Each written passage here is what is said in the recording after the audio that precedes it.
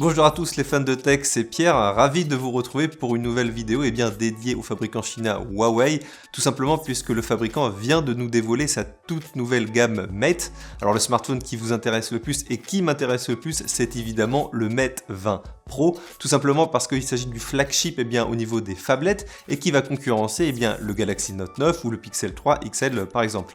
Huawei a vu les choses en grand pour son smartphone puisqu'il propose des fonctionnalités un peu innovantes. On retrouve notamment un lecteur d'empreintes digitales ou même un triple appareil photo à l'arrière. Bien sûr, ceci a un prix.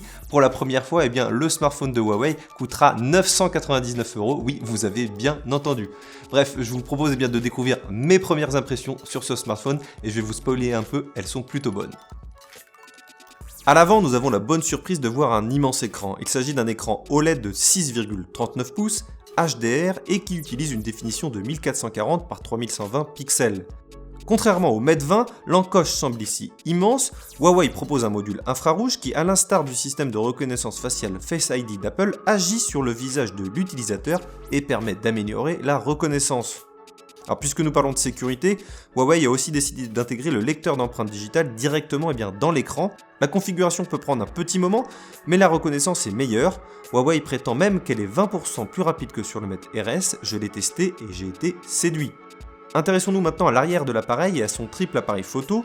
Nous connaissons déjà les deux appareils du P20 Pro, on a le capteur standard de 27 mm à 40 mégapixels avec une ouverture f.8 et le téléobjectif de 83 mm avec stabilisation optique à 8 mégapixels. Le capteur noir et blanc, lui, a été remplacé par un module grand angle de 16 mm qui capture en 20 mégapixels. Ce capteur est particulièrement adapté aux macro-photos avec sa distance minimale de mise au point de 2,5 cm. La caméra a aussi appris plusieurs petites choses logicielles. À l'image du Pixel 3, vous pouvez maintenant décolorer le fond au lieu de le transformer en bokeh. Grâce au Kirin 980, cela est même possible dans les vidéos. Et le mode intelligence artificielle cinéma propose une série d'effets et films en vidéo 21:9. En ce qui concerne l'appareil photo avant, il capture en 24 mégapixels et mes premiers résultats sont très bons dans la matière. Pour ce qui est du système d'exploitation, nous trouvons Android 9.0 avec l'interface maison de Huawei, EMUI en version 9.0. C'est une nouveauté et en combinaison avec le nouveau processeur Kirin 980, tout tourne sans le moindre problème dans une fluidité impeccable. Parmi les nouveautés dignes d'intérêt, je crois que je vais mentionner la fonctionnalité de partage d'écran avec Miracast ou même celle de l'impression à partir d'une imprimante compatible. Enfin, que serait un smartphone sans une autonomie? Enfin, que serait un smartphone sans avoir une endurance exceptionnelle? Huawei a vu les choses en grand puisque la batterie a une capacité de 4200 mAh et peut être chargée avec 40 watts. En 30 minutes, la batterie devrait être remplie à 70%. Avec le chargement sans fil, nous avons 15 watts et l'accessoire de chargement sans fil proposé peut également être utilisé pour charger d'autres smartphones. Dans l'ensemble, Huawei propose un ensemble très intéressant.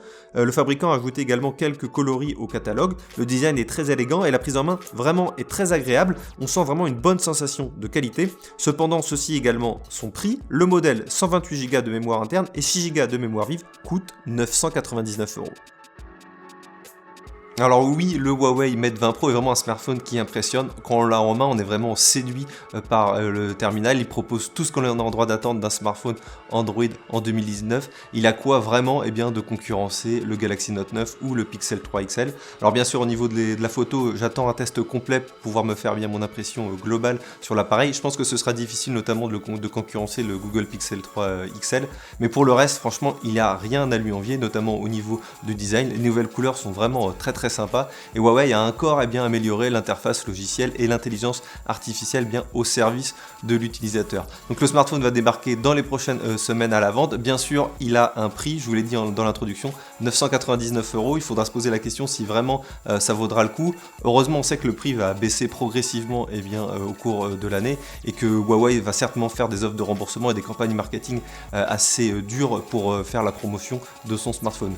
Dites-moi dans les commentaires ce que vous pensez du Huawei Mate 20 Pro, si vous envisagez de l'acheter ou si au contraire vous détestez ce smartphone tout juste dévoilé par le fabricant chinois. Dites-moi tout, n'oubliez pas de liker, de partager la vidéo comme d'habitude et on se retrouve très vite pour de prochaines vidéos sur Android Pit.